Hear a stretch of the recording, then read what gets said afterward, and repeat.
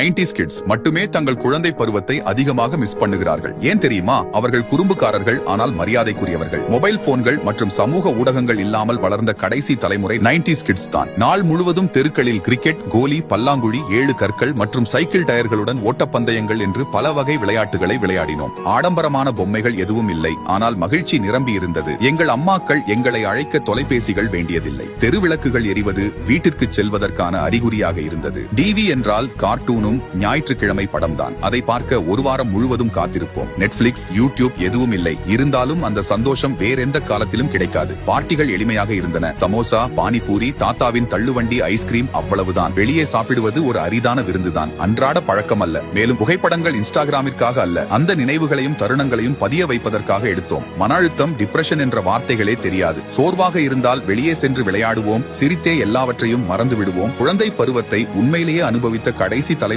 90s kids தான். அதனால் தான் அதை அதிகமாக மிஸ் பண்றோம்.